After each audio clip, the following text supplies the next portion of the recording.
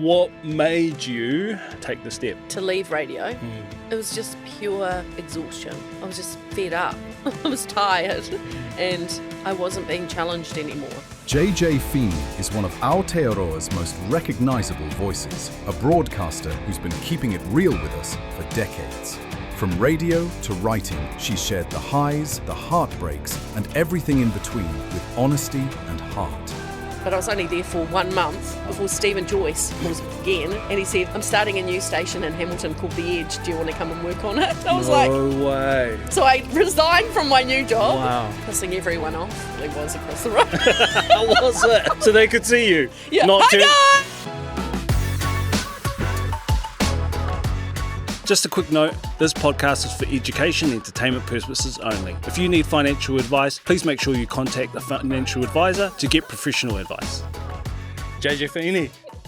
Hello, Willie. Welcome to the Fresh Moni podcast. I am honoured to be sitting here opposite you. What? No, this is so cool. Thank you for having me on. No, the honour is actually all mine. Is it? Yeah, it is. It is. You know, I was chatting before saying, you know, how welcoming you guys have all been. Jazz behind the scenes. Dom, who's even popped in to say hi before he heads away. Yeah. You guys are amazing. Well, we have this little podcast studio that you sometimes record in when you're in Yes. Auckland. And you are look, I don't want to hope none of our other podcasters are listening to this, but you are one of our favourites. Yes. Yes. Yeah, so we think your podcast is fantastic. It's needed and it's got a nice niche to it. And I don't know, you work hard and you deserve good things. And you've got a lovely energy about you, and the way you interview people is really nice and relaxing. So look at me, I'm so relaxed, I'm waffling. Thank you. Well, you are too kind. I am now your guys' favourite as well as my mum. So that's cool. Whoa. Yes. Oh, that is a big call. But yes, thank you for coming on. Yeah. How are you? How is Podlab life going?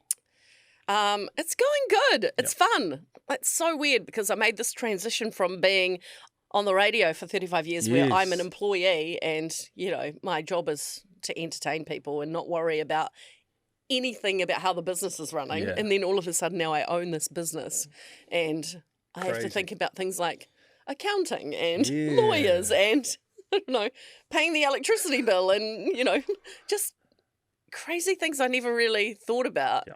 And it's been a learning curve. I was going to say, how has that kind of learning journey into business been?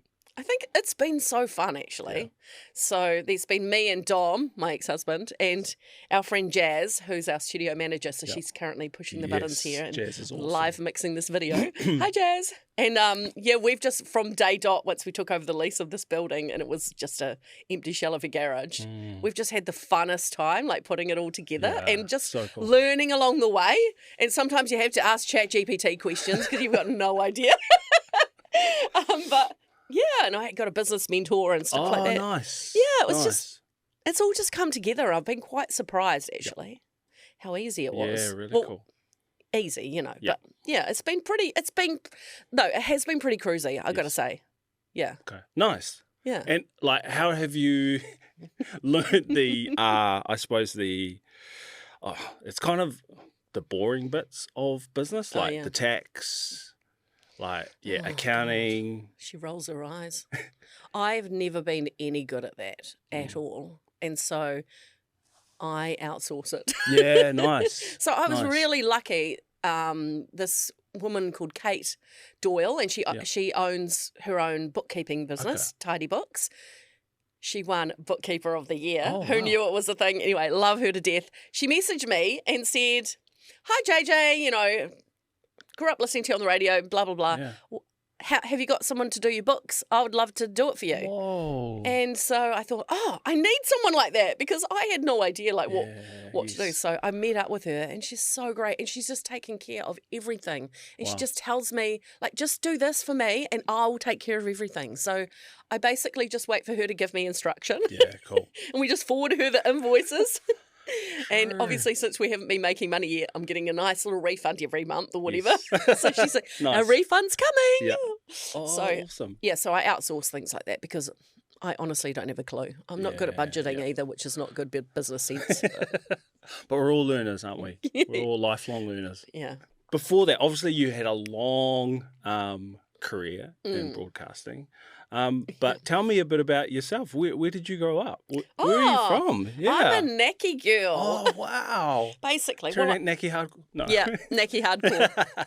Well, I actually moved there when I was about 7. So I was born in Auckland. Oh, yep. But as a baby, we moved to Whara and then Hamilton. So I started school in Hamilton. So I was in Hamilton from about the age of maybe 3 or 4 to 7 and then moved to New Plymouth. So I went to New Plymouth Girls High School and started on the radio in New Plymouth. And then I left New Plymouth when I was 20 because I had been on the radio for 3 years and I was doing the night show. How did you get into radio? Just high school work experience. Yeah. The local radio station said they'd take one of the students and it was me. Oh, wow. Yeah, so I just went up there and did office work. Yeah. But I was a pain in the ass. I bounced around, making friends with everyone every day after school, even though I only had to go once a week. I was in there. Got any jobs for me? So, yeah, I was just an enthusiastic teenager. And so you had you always wanted to be, or did you always want to be on the radio? Yeah. Yeah? Since I was little, I used to listen to the radio and think, how do you get in there? Like, how's that person talking to me? Where is the radio? Like, where is the radio? I had no idea where it was. So I was really intrigued by it. And then, when I was about 10 or 11, I used to record interviews with my friends on my little cassette recorder and pretend I was Rick Dees on the Weekly Top 40. Yes. And then Rick Dees. Oh my God. Yeah. And then I just got this opportunity to work on the radio and it was bloody awesome. That's amazing. I loved it so much. And then one night the midnight to dawn person didn't show up and it's the weekend and of course who are you going to call at midnight to come and do the overnight shift? None of the day hosts want to work overnight. It's beneath them. So the boss, who is Stephen Joyce, he started Energy FM. Yep, he was a radio guy. He started Energy FM and Media Works. He calls me up and he goes, "How would you like to go on the radio?" And I was like, yes. I'm 17 years old. Well, you'd been preparing for that. You'd been recording tapes for a long time, so it didn't make me any good though. I sucked. It was so terrible, but he coached me along, and so I did that for about 3 years, and then decided that I didn't want to do the night show anymore because it was ruining my social life. Because when you're 20, yes, because back then, what were the hours? Like 7 p.m. till midnight. Oh wow! But everyone was going out after work, and when it was the legal drinking age was 20 back in my day, so I'd only just been allowed to start going to the pub. Yeah. Like, I can't go out. So I sent my Skype tape, and it was a cassette, around to about 20 different radio stations. Is that how it worked back then? Like, how did you have to pitch for? Oh, yeah, unless you were known. Yep. And then people would come to you. But I was only this new girl in New Plymouth, so no one had really heard of me. So I just, sent my tape around and got a few letters back, and I had about 4 job offers instantly. Whoa. One was in Invercargill, one was in Whangarei, one was in Gisborne, I think it was, and another was Hamilton, doing the afternoon show. Interesting. So I moved to Hamilton. True. Yeah. What was the job there? It was a station called The Breeze. Oh, yep. But it's not like The Breeze not today. The current. It turned into ZM. So it was exactly top 40, upbeat. But I was only there for 1 month before Stephen Joyce calls me again. And he said, "I'm starting a new station in Hamilton called The Edge. Do you want to come and work on it?" I was like, "No way." Sure. So I resigned from my new job. Wow. Pissing everyone off and moved over the road. True. So over the road, does that mean to a different station? Okay. Yeah. Gotcha. Yeah. And it basically was across the road. How was it? It was. So they could see you. Yeah. Not Guys! turning up to their workplace. Yeah. Turning up. It was actually really funny. On my last day at The Breeze, they were the radio is so competitive in radio. I was going to say, is there rivalries? Oh yes, it is. Oh. So first of all, I had to give 3 months notice, and often a stand down period, like you can't go on the radio within 100 kilometres of whatever for 6 months afterwards. But I don't know if I had the stand down period this early in my career. But anyway, so I resigned. I had to work for 3 months, and on the last day, they wouldn't let me go on air because they were scared that I would say that I'm going to the edge. So they made me work on reception. Oh, true. And I'm sitting on reception. I don't even know why I did this. My best friend rings me up and she said, "You tell them to get effed and you just walk out of there." But I didn't because I'm too nice. Because you're a good person. Yeah. Yes. Good person. But I'm like, I'm not going to say anything. Yeah. But, live radio, they don't trust you. So, yeah, the rest is history. Wow. And so did you... What job was it at the Edge? It was afternoons as well. Oh, yeah. Drive. So Martin Devlin was doing the breakfast show at the time. And, yeah, I did the drive show. And Can you explain to me, because I'm brand new to this whole, as you know, obviously there's different rankings for different times. Yeah. Out of them all, which is the kind of least favourable? Midnight to dawn.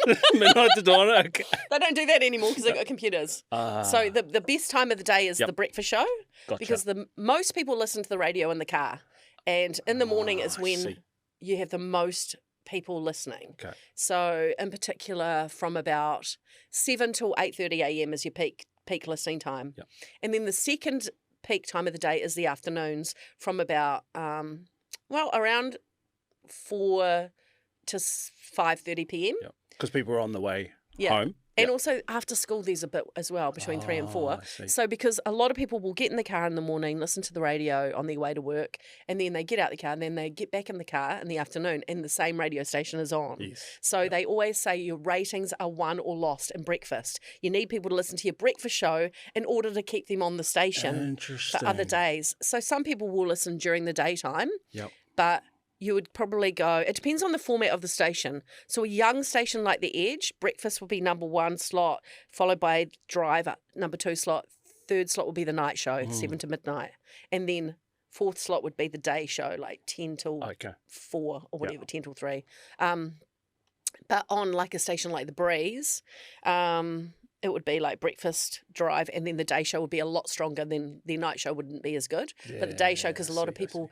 A lot of businesses have a station like The Breeze or More FM on in the background because it's not offensive and it's just easy, like a doctor's office or something like that. They know they're not going to hear anything that's going to piss anyone off or or insult anyone or be controversial. So, yeah, that's the way it works. Oh, wow. So you went on to the afternoon. Yeah. For about 6 months. And then Martin left and this guy Malcolm Paul did the breakfast show. Okay. He's from Australia.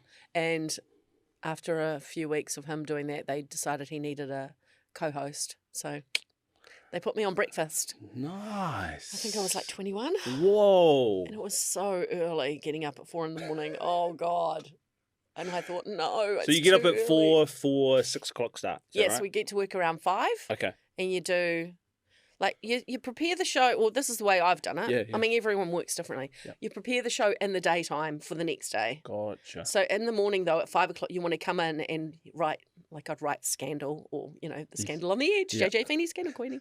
I'd write Scandal and we'd look at the news and things that are topical, like what's happened overnight, how people waking up this morning, what's going to be important to talk about, what are they feeling, if there's a massive storm or whatever, then we throw out our content and we talk about the storm. Or like, for example, when 9/11 happened, bloody hell, you couldn't do anything. You couldn't do any of the wacky content because all you're doing is you're obsessed with this enormous event that's happened and you've got to try and get people on who are experts and all the you've got to give the news to people constantly. So that's when radio comes into its own when something big happens. But you prepare your crap and then go on here and talk shit for 4 hours and then go home and prepare for the next day. Wow. Yeah, so crazy. It's fun, but it's tiring and I bet. It's a lot harder than people think.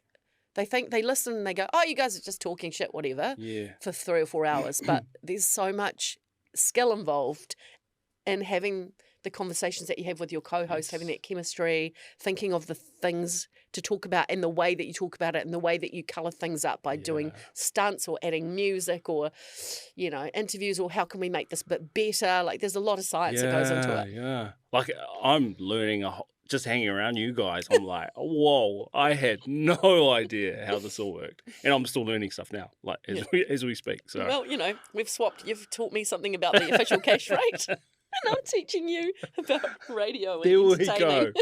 We are bartering ideas and life experiences. I love it. It's good. So in your time, what's changed the most about radio? Oh, the technology, for sure. Yeah. I think because when I started, it was like 1991, so for a lot of people, I'm going to sound like so old. It was just the radio. There's no internet, even in 1991, or email. Like, we'd get our news off like a microfacial, some sort of thing like that, you know? There wasn't an email. So the technology was simple. So you go on the radio, no one knows what you look like. So you have a really anonymous life, which is fun. True. And you do station promotions where you go to car yards on the weekend and broadcast live, and you do a sausage sizzle and give away stickers and balloons and meet the fans and stuff like that. So really simple. And then the internet came along, and all of a sudden, the things that you did on the radio before was a real theatre of the mind. So you could basically say or do anything, but you're painting a picture for people and they can only imagine it. Yep. And it was really powerful. But then the internet came along and people wanted to see that what you were talking about was real. Yep. Like, did you really tattoo a dick and balls on that guy's head? Which is something we did at the Edge. You have to show it to them. So the internet comes along, so it takes a bit of the magic out of radio in a way, because you can see it. But mystery, it also gives you another way to promote the show and what you do. So and it was good and it was bad at the same time. And with the technology that's come along, radio is still powerful because basically radio announcers are the original influencers. People who listen to the radio believe everything the radio announcer says, and they will listen to what they say. It's crazy.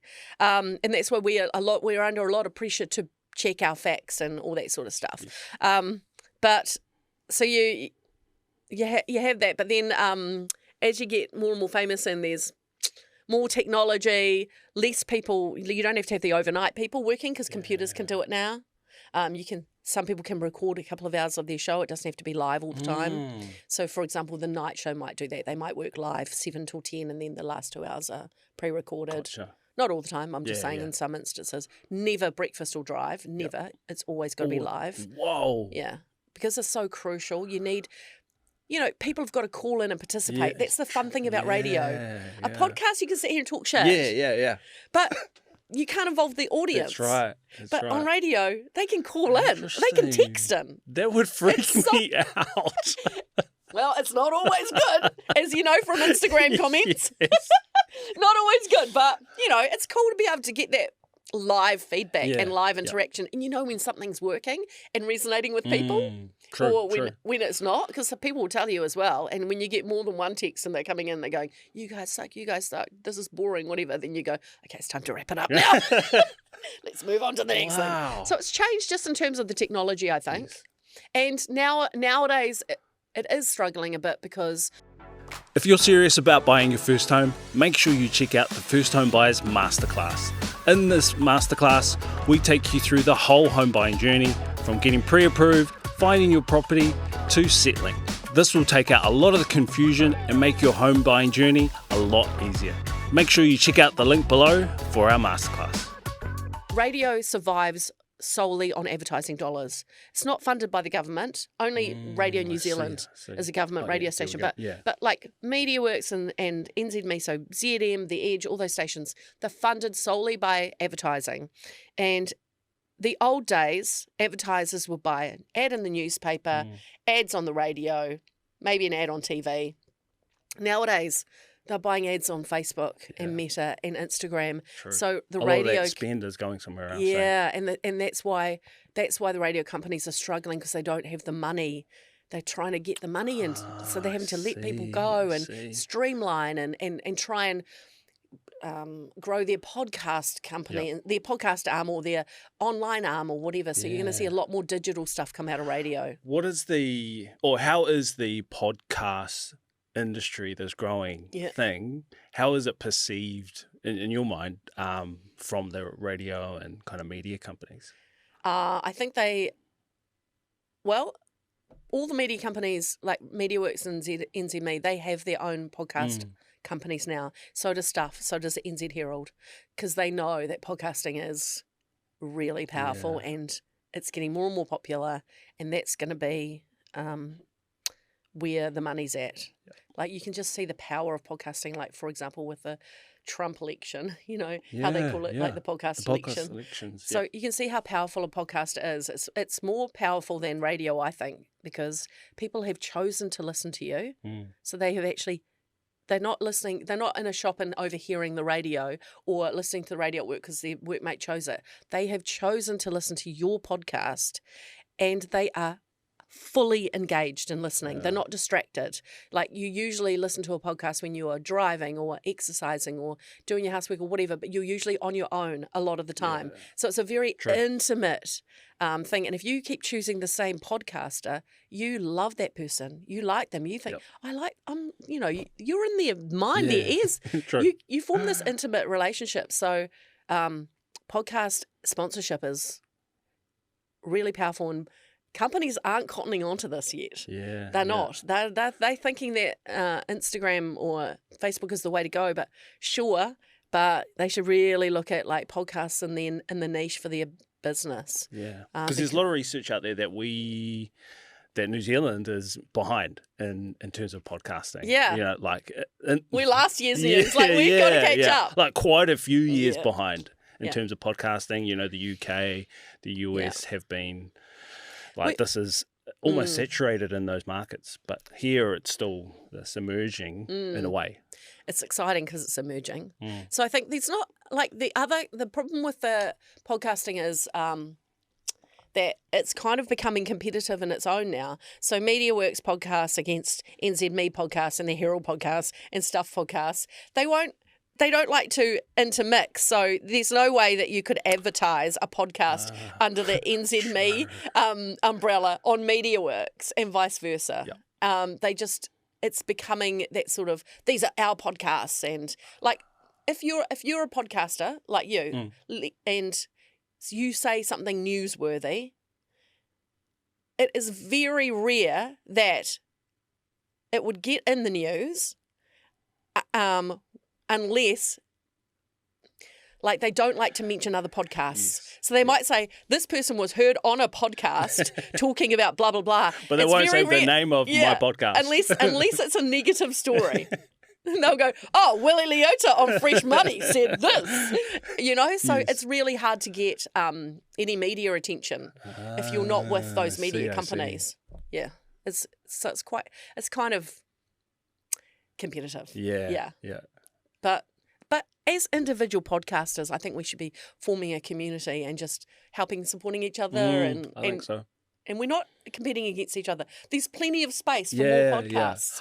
It becomes, I think it comes back to how wealthy your mindset is. Like in terms of, like, there's enough room for everyone. Yeah. Like there's more room at the table for everyone, and everyone is welcome. Yeah. That's how I see it anyway. I could be naive, but that's how I don't know. I mean, there's more room for more Instagram accounts, isn't there? More Facebook accounts, more TikTok accounts. I mean, you could say they're saturated, but you seek out your own preferred niches. Yeah, exactly. And the way you want to hear it and see it. So. Yeah. And in New Zealand, there's not really enough podcasts or good podcasts to choose from. Like a lot of if you ask someone what their favourite podcast is in New Zealand, they'll often say, Diary of a CEO, Joe Rogan, or Mel Robbins. You're like, overseas. Yeah. Yep. What about the New Zealand podcasts? So there's a small handful of New Zealand podcasts. The Dom Harvey podcast, Fresh Moni, even Between Two Beers or Brody Kane's podcast, whatever that people like, but there's just not enough. So there needs to be more. Yeah, for sure. Well, you guys are working on that. Yeah, I'm working on that behind the scenes. Watch the space. What do you miss from your time in radio? Just like that whole I love making people happy. And so I loved like being able to interact with the audience, and like people come up to you and people call into your show and people message you, and I really sort of miss that little community, although I still have a little bit of it because they follow me outside of radio.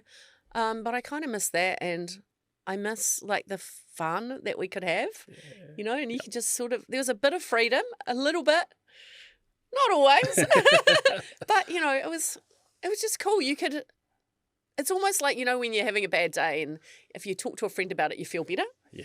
Radio is so totally, good. Totally. It's such good therapy because you could talk about literally anything in your life, and it was so therapeutic sometimes to just share something. So yeah, I miss that, but I don't know. I think I've just had my time. Yeah. I had my time. It was a long time, 35 years. You try doing anything for 35 years. Yeah. You know, it was time to try something new. And I think maybe if I hadn't found Podlab, I would maybe miss it. But I don't need to miss it because I'm so happy with what I'm doing now. Awesome. The only thing I really miss is the money. Because I haven't been paid anything since I left there and my savings have disappeared. Damn but, it. you know, it's a long game. Like in business, you never make money for the first year or two. So you've got to suck it up. You kind of grind your teeth and stay the path. Yeah. And like I have full confidence that we'll do well, but you know, you just got to ride it out and get to that point and do what you can with as little money as you have. That's right.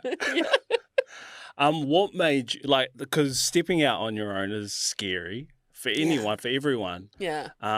Because I'm from the banking world, and you know, stepping out of that banking corporate kind of sphere is super scary to start my own mortgage advising business. Yeah. There's golden handcuffs there. You get a fortnightly salary, and you know when it's going up, it's going to be inflation adjusted. Oh, it never was in radio, by the way. Oh, okay. Maybe they should get that rid of it. Oh. But you know what made you take the step? What helped you? Was there a catalyst? Or? To leave radio? It was just pure exhaustion. I was just fed up. I was tired and I wasn't being challenged anymore. So I felt like when I left radio that I let the audience down, but I didn't really, and my co-host, I didn't really think I was letting anyone else down. I just needed to do it for myself. Yeah. Because for so long I thought I was just really not entirely happy. And I think I just thought, I just can't keep living being unhappy. I've got to be happy. Yeah. And so it's going to be terrifying, and I'm maybe not be happy if I quit my job.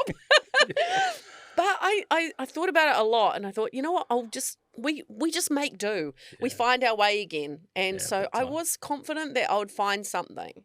My initial plan was to take 3 months off and then maybe write a keynote speech, because I get asked to do them all the time and I always turn them down because I don't have one.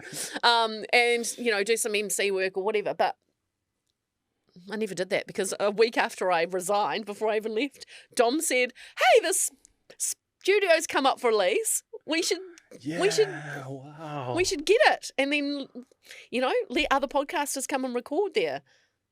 And I was like, oh my God, okay. So that's exactly what happened. True. So I didn't really have time to think about it. Yeah. But it's funny, isn't it, that things just work out. Yeah. Like, because this space is amazing. Like, and how you guys are running, seeing all the podcasters come through that day. That the other week I was here, I was like, whoa, this place is humming. Oh, thank you. Yeah, we try not to have too much of an overlap because we want you all to give you our full attention. Yeah.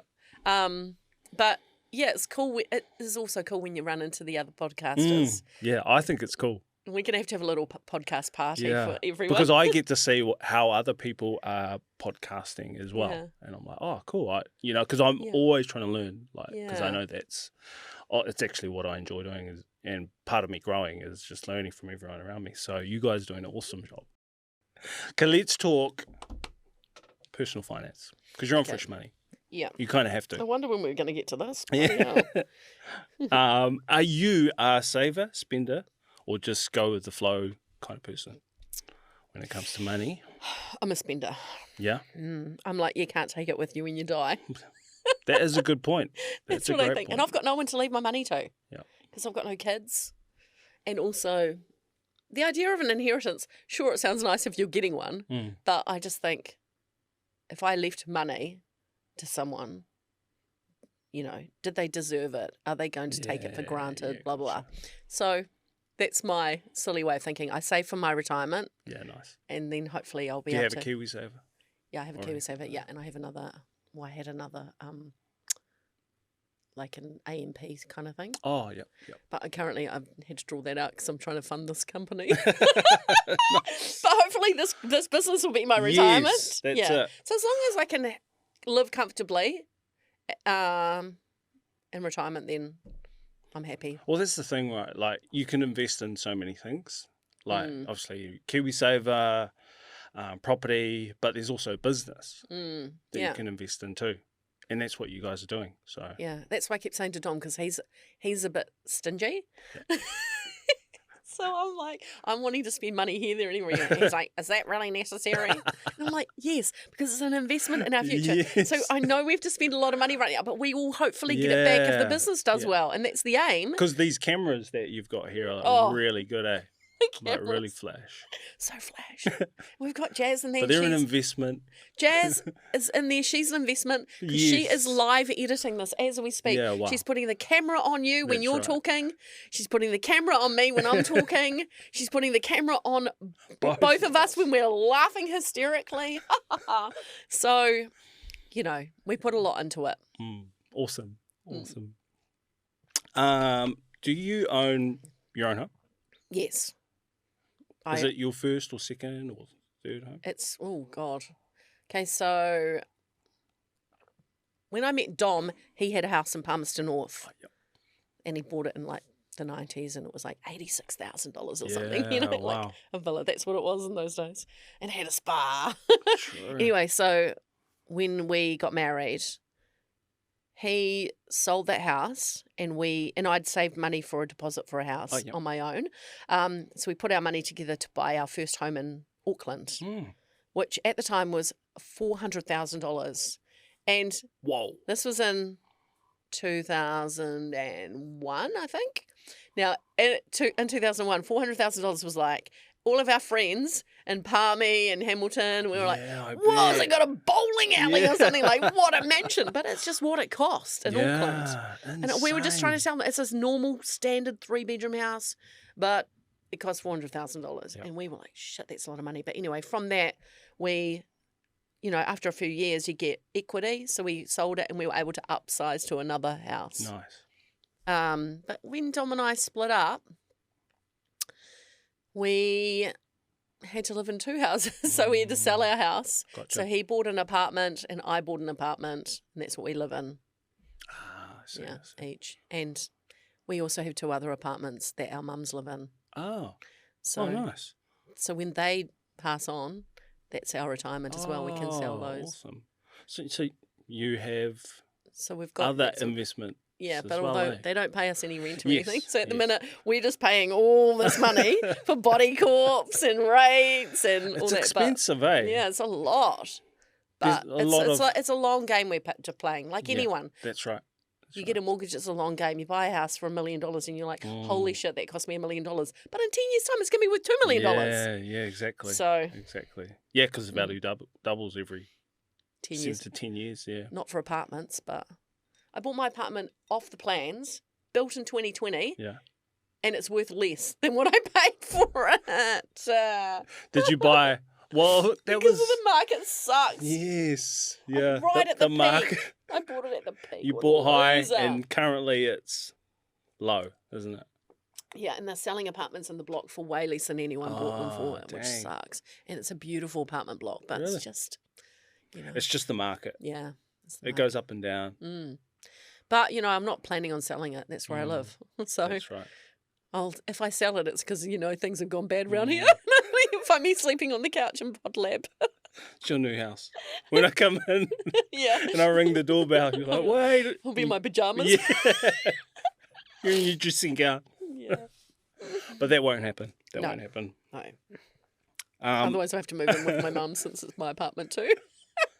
Mum, I'm in the second room. Move over. God. oh, What a that's thought. awesome. So, we're kind of running out of time. I Man, talk a I've lot. actually got a lot to cover, but we're running out of time. You just edit out everything I've said and start again if you like. We've got a couple of hours. Yeah, we've Before got my heaps, next podcast. we've got heaps of time. Yeah. You know, but it depends. You can just, this is good. You can edit out things that you don't, Yeah, true. that you think were boring. No. And then I'd sound really good. So please do that. So, in terms of your future goals and dreams, what's the big dream for Podlab? Oh my God, it'd be so cool if we could build like more studios. I'd love to have 10 studios and Yeah, all of them look different. And people can just come in and choose what their set is. Yeah, nice. That would be a dream. Of course, that is millions of dollars. So I don't know if that would happen or not. Could do.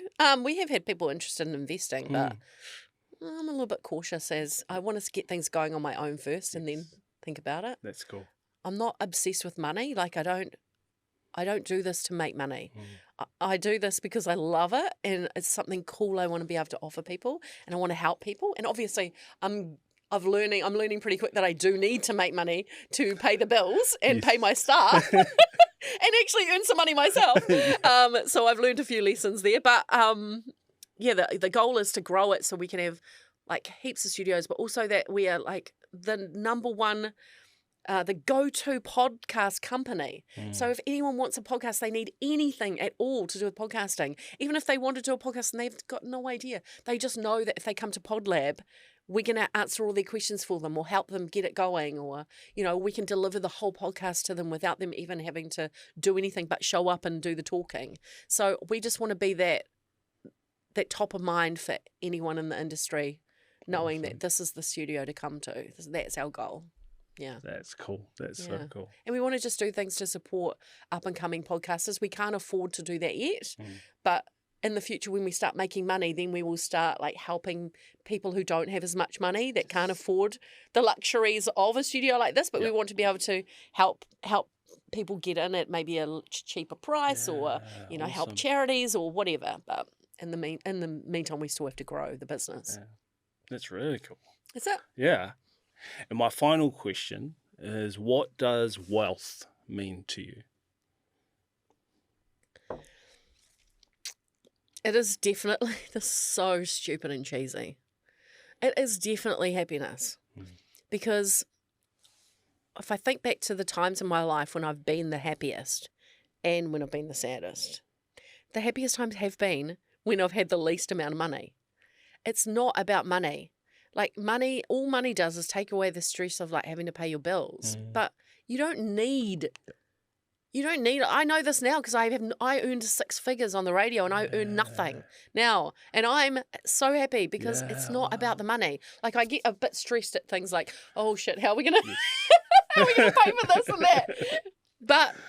But it's not, it doesn't affect my happiness because I'm content with my life and I'm happy with the friends around me and my family around me. So I think the people you surround yourself with and your mental health, that's wealth. It really is. It sounds dumb, but unless you don't have those things, like if you get sick, you're not going to care about money. You're going to wish like how they find a cure for your illness or whatever.